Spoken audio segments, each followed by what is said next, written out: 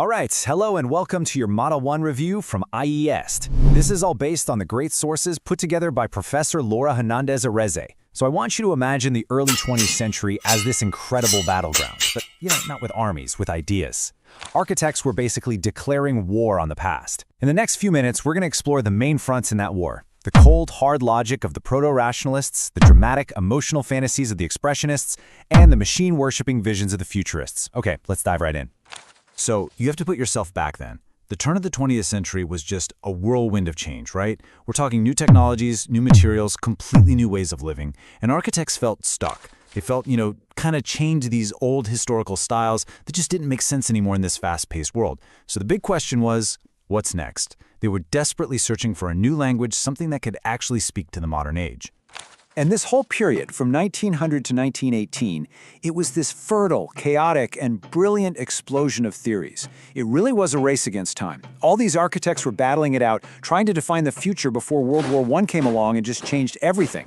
It was an incredibly compressed, intense period that, as you'll see, laid the groundwork for everything that came after.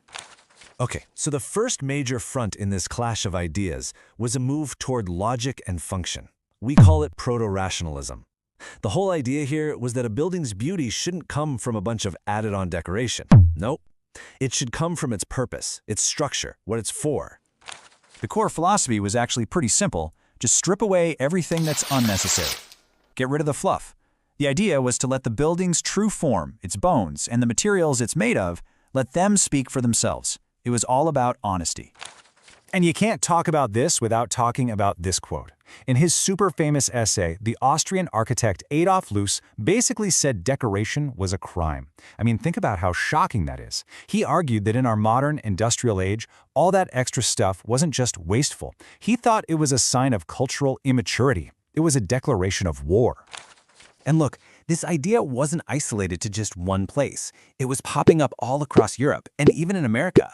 You had key figures leading the charge in their own ways.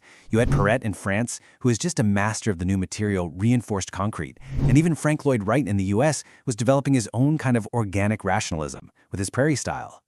Now this building is the perfect example. Peter Barron's AEG turbine factory was a total game changer. On one hand, it was incredibly functional. It provided the absolute maximum amount of air and light for the workers. But on the other hand, it was also monumental. It was like a temple to modern industry, a powerful symbol of German industrial might. This building brilliantly illustrates that new way of thinking. But of course, not everyone believed the future of architecture was purely logical. A rival movement came along that started asking, well, what about emotion? What about the human soul? So let's move on and see how this builds. Expressionism was this dramatic rebellion against rationalism. It argued that architecture should be a form of art, like a piece of sculpture that's capable of expressing deep, powerful emotion. For the expressionists, buildings weren't just containers for living. They were living things themselves, just full of fantasy and mystery. They weren't just designing a box. They were trying to create a feeling, an experience. I mean, just look at this.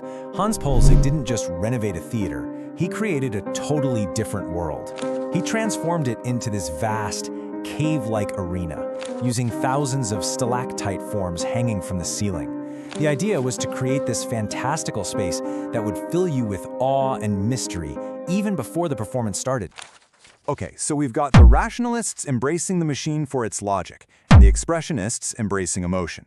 And then a third, even more radical group came along who basically wanted to burn the past and build a future that worshipped the machine itself. The futurists. Wow. They saw museums as cemeteries. They actually believed that a roaring car was more beautiful than any classical statue.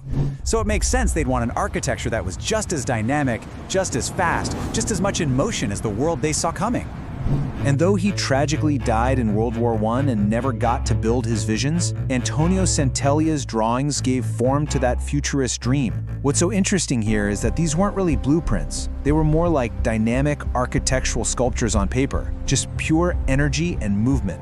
So let's step back. We've got these three powerful, conflicting ideas about what modern architecture should be: logic, feeling, and the future, all colliding right before the world plunged into war.